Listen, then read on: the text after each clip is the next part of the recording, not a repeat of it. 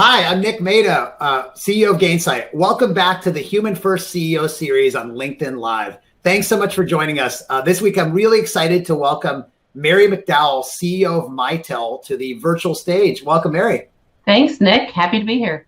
Mary's been a multi-time CEO. She's previously CEO of Polycom. Has been in technology for a long time. And the reason I invited Mary on is, like all the other guests, I've been impressed by how Mary thinks about all the stakeholders in her business and how she can drive success for all stakeholders. And that's the discussion we're going to have today. But we call it Human First CEO. So I want to first start with you as a human being, Mary. So just like me and all of us, we've all kind of been wrapped up and kind of maybe feeling a little bit restrained in what we can do because of quarantine. So what are you looking forward to doing most on your bucket list post-quarantine?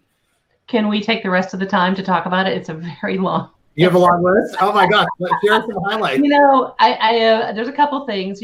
I really want to be in the office and have like a proper whiteboard session with my team. We've been working a lot about strategy, and I'm sure we'll talk more about it. But all these tools are fantastic, but it's just not quite the same as being able to interact, pull someone to the side, debrief over a glass of wine. So I'm definitely missing that. You can see I'm in desperate need of a haircut. I'm sort of giving Rapunzel a run for her money. Pedicure, massage, kind of the whole day at the spa, and a nice indoor restaurant. So I got a long list, actually. You got a month of vacation plan to go do all that. That's awesome. Yeah. Exactly. My hair has definitely been in and out of kind of looking like I came out of the wilderness throughout the pandemic, but I have squeezed in one haircut, which has been good. So so great to see you. And the whole theme, if you haven't seen these before, is we think the concept of human first leadership is that we all have lots of stakeholders who are all fundamentally just human beings, whether you think of the community around the company, you think of the teammates in the company, you think of their families, you think of the customers that we all serve, and you think of all of our shareholders. And, we think human first leadership is about thinking about all those stakeholders. So I'd love to start with the community, because I feel like, Mary, you and I were talking before, like this year, more than any other, CEOs have had to realize our companies exist in this larger community. And we've been asked to think about things like the health of our employees, the safety of our employees, the justice around us, things like that. And so, maybe talk a little bit about how Mitel has navigated its role in the community and maybe how that's evolved in 2020. Yeah, we have the honor of being very global with sites kind of all over the world. And one of the things that has been an important part of the culture here is having a day of service where employees could go out and work with a local charity, and each office would designate their own activities. But of course, being at home, we haven't been able to do that. So people have been creative. So our team at Bangalore, for example, gathered up usable but used laptops and put together backpacks for kids who were sort of pressed into doing remote learning, but didn't necessarily have the equipment at home. There have been virtual 5Ks where everybody, I guess on the honor system, does their 5K, raises charity, engaging with retirement communities to do reading stories. So people have been super creative, but sort of maintaining that spirit of serving the community. I love that. That's awesome. And about the creativity of how to do that in a remote world, I'm taking notes there. I think those are some great ideas. And we have a big team in India as well. So some good ideas for us. This year, I think we've all also had, kind of asked to comment on everything happening around us more than ever. And by the way, not everyone's commenting on everything, but I think every CEOs have been forced to take a position on whether they take a position and how they take a position. How has Mitel navigated that, particularly in the US? Particularly this summer, with a lot of the sort of, impossible to ignore injustices and things going on. We did take a stand talking to our employees about what we stand for in terms of recognizing the value of everybody and wanting to embrace the diverse backgrounds and perspectives and ideas and intellects that we have as a company. We had a lot of conversation because, there's different points of view. Right. Some of our employees of color were like, holy cow. Never in my working career have I been allowed to have this conversation. So that's great that we're finally having it. And some of the people in Europe were like, what are you guys, crazy? Just treat each other with respect. Like, what's the big deal? And there was kind of everything in between. Yes.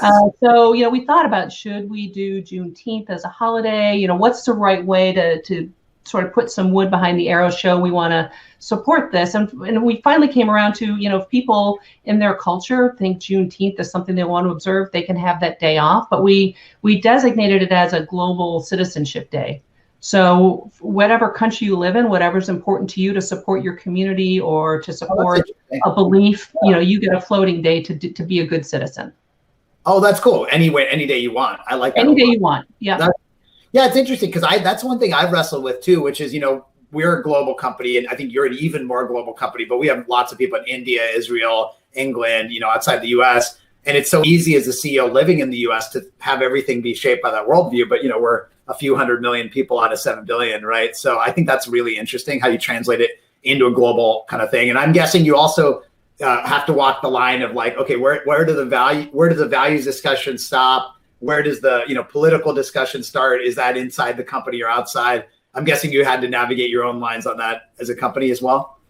Exactly. And for me, it came down to, what are sort of fundamental human rights that I would hope would be unequivocal to anybody in the company.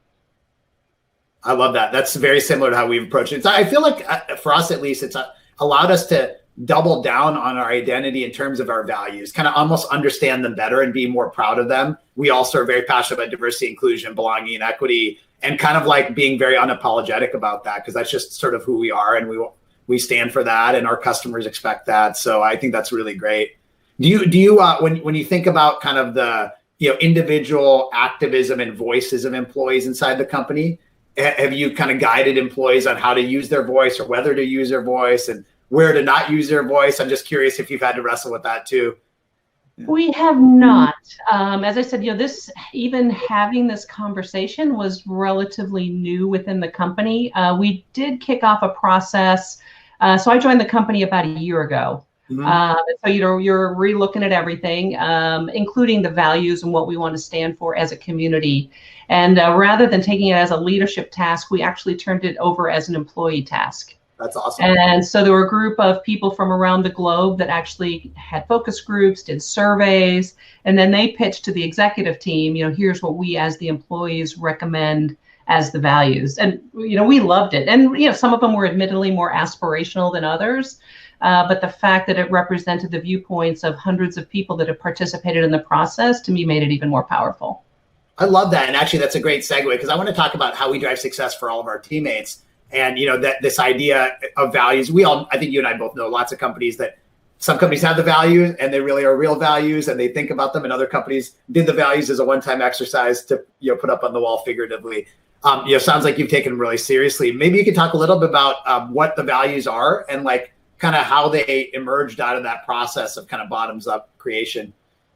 Yeah, so the values are grow, innovate, collaborate, trust, and respect.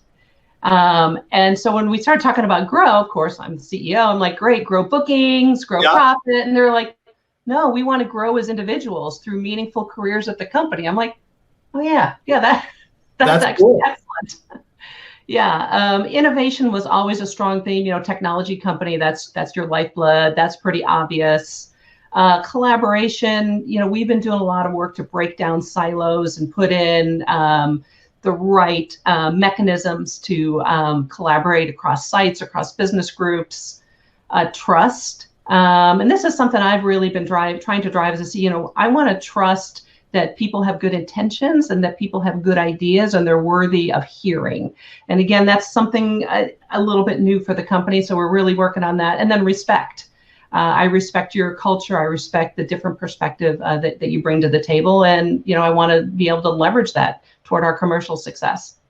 That's awesome. Those are great. I mean, they're very intuitive and make sense. And I like the fact that they came bottoms up. And I also like the nuance of the one you said about grow, because when you said grow, I had the exact same first reaction. Oh, grow the business. That's, I guess, top down, that's what you might think of. And this idea of kind of bottoms up values, and also this unique idea of, creating values in an existing company. Because I'm sure I'm assuming Mitel had a set of values even before you came in, right?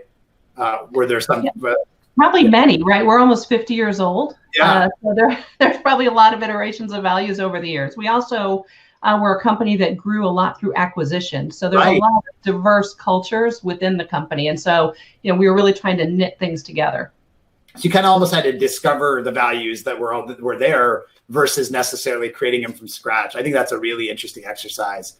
Did you, out of curiosity, when they came to you with the bottoms up list, was there any top down editing, or was there kind of a process to connect out? Wow. We trusted them, right? And who are we to kind of say, oh no, we need to elevate this one. We kind of trusted the process.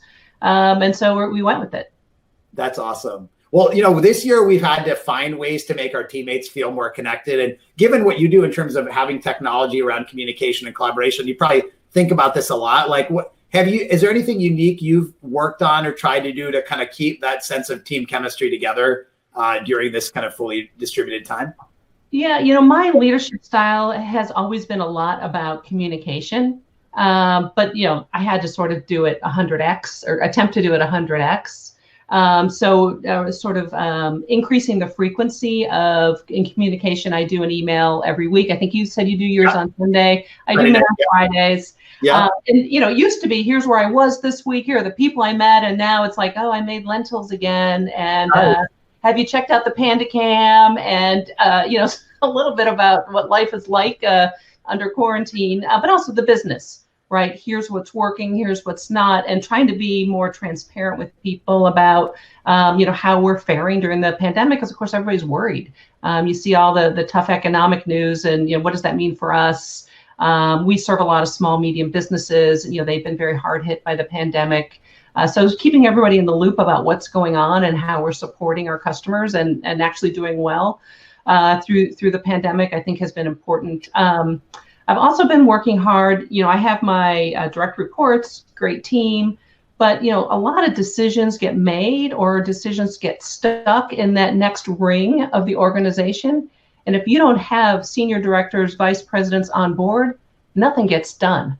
Totally. Right? And so it's not so much of, let me prescribe the actions, but let me tell you what I'm trying to do and what the boundaries are, and then you can apply your knowledge of your function to support the higher level purpose.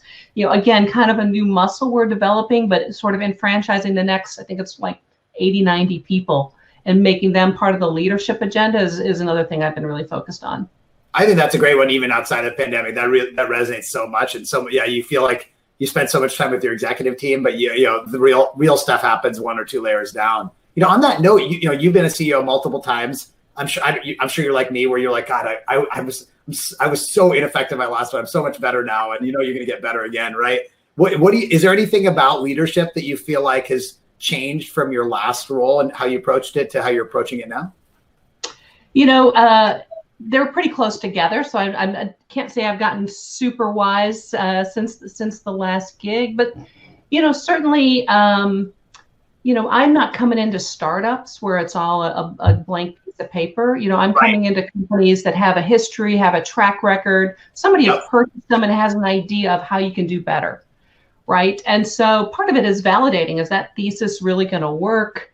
What are the capabilities we have? And kind of getting, when you buy an old house, they talk about the bones. Yep. What are the bones of the company, and how do we sort of take out the dry rot and remove the asbestos and the mold and the other crap, and sort of restore it to its glory, in the context of a new market opportunity. So that's kind of how I look at it. One of the things that has been effective for me is thinking about a leadership team that is a mix of industry or company veterans, some new blood, and then some internal promotions. Because a lot of times there are people that have just been kind of blocked from leadership roles, that if you sort of give them a shot, they've got great creativity, great insight. And that kind of mix has really worked for me. So you get the new blood, but you get the whoa, yeah, don't break that.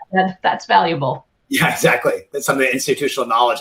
I think that's such a good point, because, I've interviewed on this series a number of amazing founder CEOs who basically run the company from the beginning. And that's kind of one type of leadership challenge, which is how do you create values and culture and strategy and maintain that through all the growth. And I think it's a different thing then to say, okay, I've taken over this great business and I want to take it to the next level. How do I preserve what's great about it? How do I bring in new ideas? I think that's a really interesting perspective. The last thing I was going to ask on this teammate front is, we talk about kind of success for all these stakeholders, success for the community, for investors, for customers.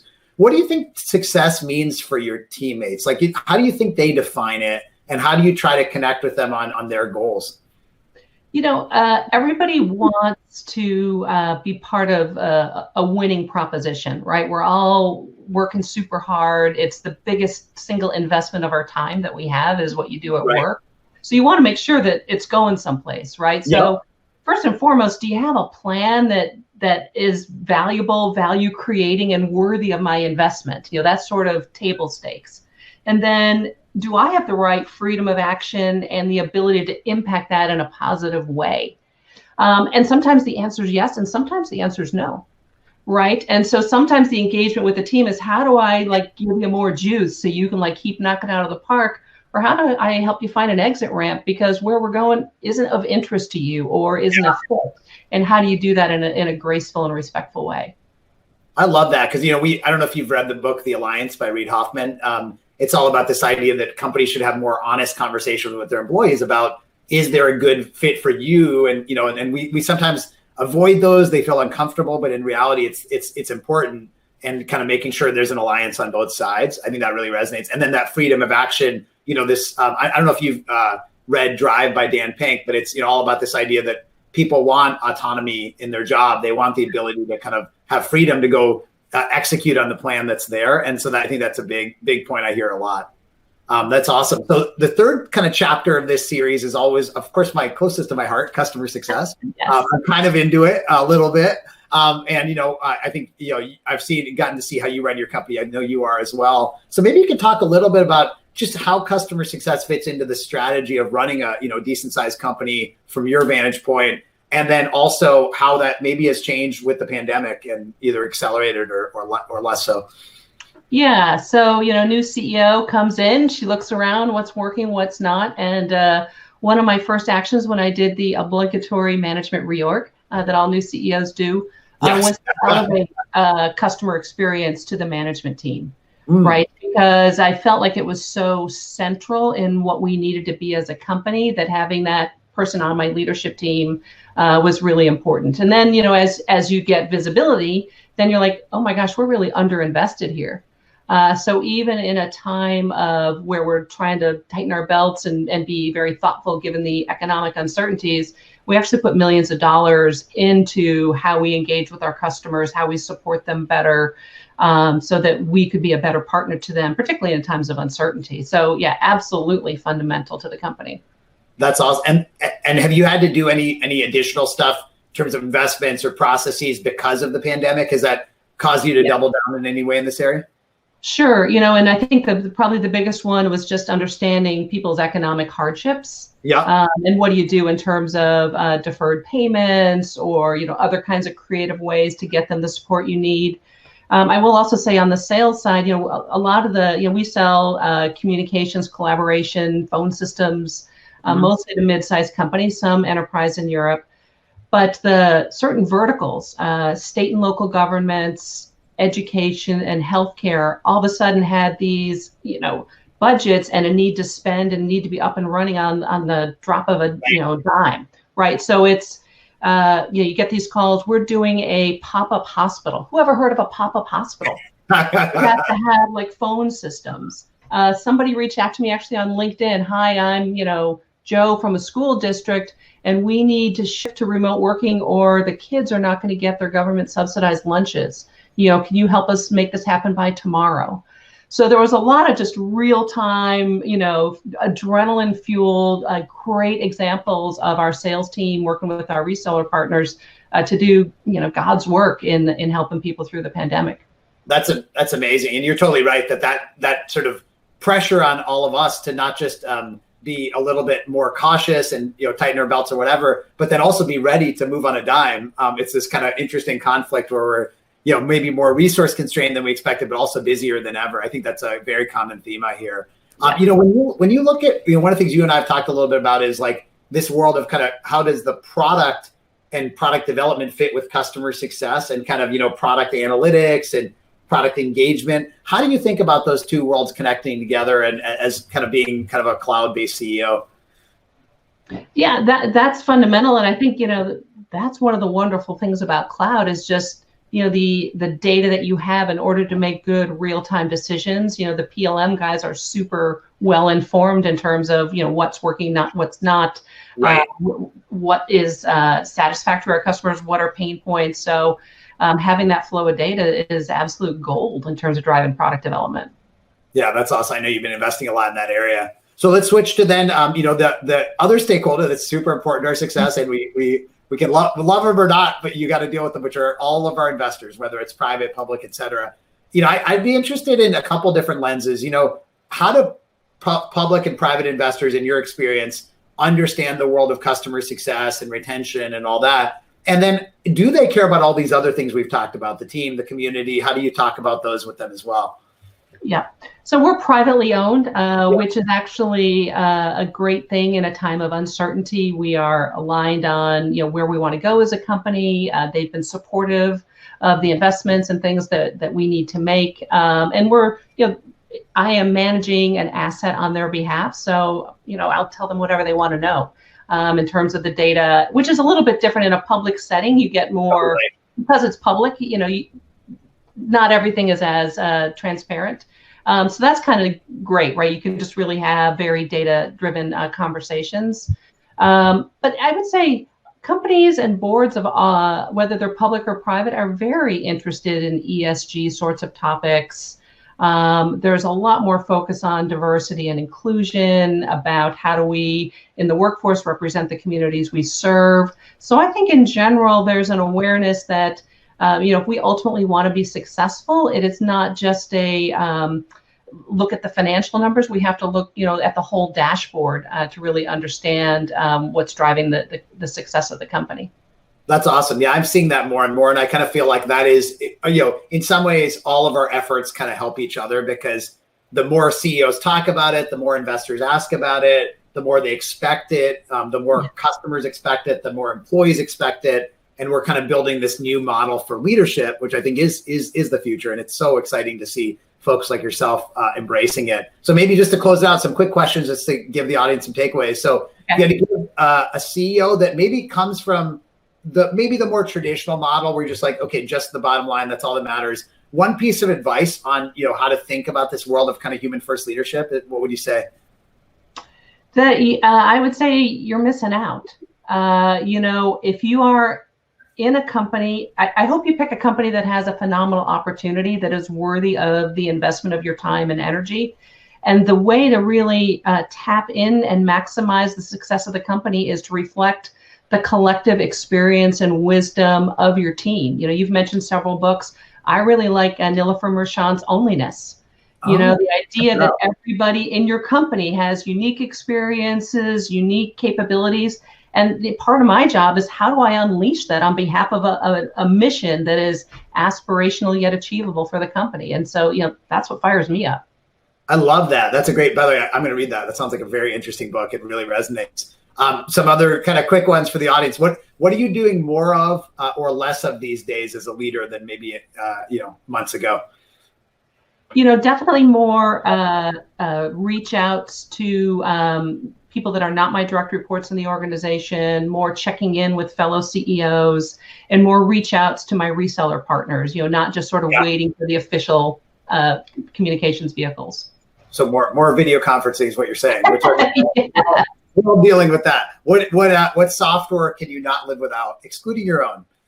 This week it's all about Twitter, right? What's going on? For home use, I have really gotten addicted to the New York Times cooking app so that I can break out of the lentil rut and bring in new capabilities until we can go back to restaurants. There you go. Good view into the home life. So some close out, some word association. I'll say a phrase. You tell me what first thing comes to mind. Digital transformation. Beware. Beware. Oh, interesting. COVID-19. Tragedy. Tragedy for sure. Customer success. Opportunity. Awesome. Human first. The way to go. The way to go. All right. Well, thank you so much. I've learned so much from this. I hope everyone watching has as well. Mary, thank you so much. Congrats on being a leader that thinks about all your stakeholders, and good luck to your success in the future. Thank you. Thank you, Nick. Really enjoyed it. All the best to you. Thanks, everyone. See ya.